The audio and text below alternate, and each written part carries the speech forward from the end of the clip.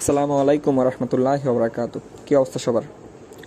আজকে চলে আসলাম আবার আপনাদের মাঝে ফলস সিলিংয়ের একটি ভিডিও নিয়ে।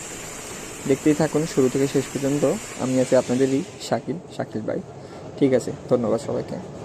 তো ফলস সিলিংয়ের ক্ষেত্রে আমরা যেটা বলি সেটা হচ্ছে, ফলস সিলিং বলতে এখানে আমরা প্লাস্টিক জাতীয় যে বোর্ডগুলো, প্লাস্টিক বোর্ড দিয়ে বা জিপসামের বোর্ড দিয়ে যে সিলিংটা করি তাকে আমরা ফলস সিলিং বলি আর কি। তো আপনারা যারা সাধারণত ঘরে যে বাঁশের একটা সিলিং বলে বা বেড়ার সিলিং বলে, ওই সিলিংটা যদি আপনারা দেন একটা রুমে, আমি যতদূর জানি, যোগাযোগ করে দেখছি আমি, একটা রুমে সাধারণত 4 থেকে 5 হাজার টাকার মতো করে একটা রুমের সিলিং লাগানো খরচ। সুন্দর করে যে দেন আর কি, কাঠটার সহ ভালো এরিয়া আর কি।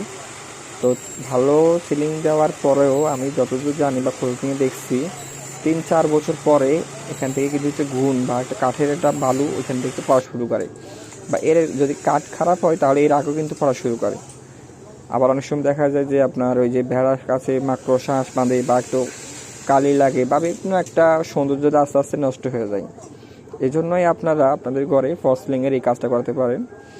এই কাজটা করা হবে কি, আপনার যে গুণের যে এই কাঠের যে বালিটা বা গুণ বলে আমরা আঞ্চলিক ভাষায় আর কি, ওই গুণটা কিন্তু নেচে পড়বো না, আর আপনার ঘরটা থাকবে পরিষ্কার সৌন্দর্য। এবং মাকড়সা যে আঁচটা করে সেই আঁচটাও আর করতে পারবো না, যেহেতু আপনার এটা সমান মাকড়সা সাধারণত কমই করব। তো আপনার দুটোই উপকার, সর্বপ্রথম হচ্ছে আপনার গুণ, দ্বিতীয়ত হচ্ছে আপনার মাকড়সা আঁশ, তৃতীয়ত সবচেয়ে যে গুরুত্বপূর্ণ সেটা হচ্ছে সৌন্দর্য। আমরা সবাই সৌন্দর্য পূজারি। তো এই সিলিংটা করার কারণে আপনার ঘরের সৌন্দর্য 95% ফুটে উঠবে ইনশাল্লাহ, যদি আপনার সাদঘর না হয় আর কি।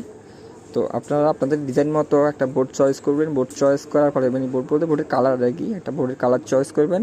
ওই কালারটা চয়েস করার পরে আমাদের সাথে যোগাযোগ করবেন। যোগাযোগ করার পরে সিলিংটা আমরা করবো ইনশাল্লাহ। সিলিংটা করার পর দেখবেন যে আপনার ঘরের সৌন্দর্য পুরো 95% চেঞ্জ হয়ে গেছে। যদি এখানে আমরা অফিসের কাজ, এটা হচ্ছে আমি বলি লোকেশনটা, এটা হচ্ছে আপনার ব্রু বাংলাদেশ ব্যাংক। এটা হচ্ছে বাড়িটা চৌরাস্তা বাজারের একটু পাশেই। তো এখানে আমরা কাজ করতেছি, যেহেতু অফিস সেহেতু আমরা দিলাম এখানে সাদা বোর্ড। কারণ অফিসে সাধারণত রঙিন বোর্ড বা কালারিং বোর্ড দেখতে একটু অডি লাগবে, যেখানে সেটা লাগে আর কি। তো বাসায় চাইলে আপনারা একটু কালারিং বোর্ড বা রঙিন বোর্ড দিয়ে করতে পারেন, যার যেটা চয়েস আর কি। পছন্দ অনুযায়ী বোর্ড চয়েস করবেন, পছন্দ অনুযায়ী আমরা করে দেবেন ইনশাল্লাহ। তো এটা আসলে বর্তমানে খুব প্রচলিত হয়ে গেছে। ধরেন আপনারা কেউ হয়তো লাগান, কেউ হয়তো লাগান না, বা আগে হয়তো আপনারা কাঠের যে বেড়া ওইটা দিয়ে দিচ্ছেন, এখন হয়তো ভাবতেছেন কি এটা দেওয়া যাবে কিনা বা দিমু কিনা। তো কাঠেরটা দিচ্ছেন একদিকে ভালো আছে, আমি সেটা বোঝাই। কাঠের বা আপনার যে বেড়া সিলিংটা দিচ্ছেন, এটা দেওয়ার কারণে আপনার রোদের তাপটা উপরে থেকে যাবে। গাছে দিয়ে যদি আপনি সৌন্দর্যের জন্য এই সিলিংটা করেন তাহলে আপনার সৌন্দর্যটা বাড়ে থাকবে, কিন্তু কাঠের যে গুণ, কাঠের যে মাকড়সা ওইগুলো কিন্তু গাছের সিলিং দেওয়ার কারণে ওটা কিন্তু আর দেখা যাবে না। এক্ষেত্রে কিন্তু আপনার জন্য একটা প্লাস পয়েন্ট।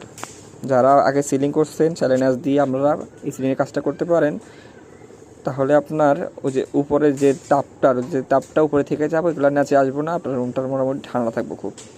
এর জন্য আপনার প্লাস পয়েন্ট। আপনারা যারা এই যে বাঁশের সিলিং দিয়েছেন, বেড়ার সিলিং দিয়েছেন, তারা সবাই কিন্তু আবার নতুন করে এই সিলিংটা করতে পারেন নিচে।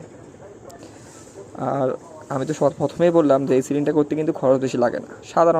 সাধারণ রুমের 8 থেকে 10 হাজার টাকা বাজেট নিলে আপনার সুন্দর করে রুমটা ফুটে উঠতে পারবেন ইনশাল্লাহ। আর সেটা হচ্ছে আমি বললাম যে, আচ্ছা বলি, এখনও বলি নাই, এটা হচ্ছে আপনার এই কাজটা করার ক্ষেত্রে আমরা সর্বপ্রথম ওয়াটার লেভেলটা অ্যাকুইট করতে হবে। উঁচু নিচুটা অ্যাকুইট করতে হবে। গর্ত আর অ্যাকুইট হয় না, উঁচু নিচু হয় না। কাঠের মিস্ত্রি যখন কাজ করে 2-1 4 1-2 ইঞ্চি ব্যাস কম হয়, তখন আমরা ওয়াটার লেভেল করে এটা অ্যাকুইট করে নিতে হবে।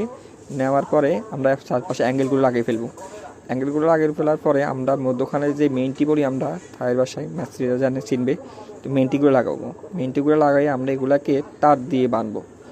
আর তার দিয়ে বাঁধার সময় সবচেয়ে যেটা খেয়াল করতে হবে সেটা হচ্ছে তার যে বাঁধবো যে উপর উঁচু নিচু যেন না হয়, লেভেলটা যেন 100-তে 100 হয়।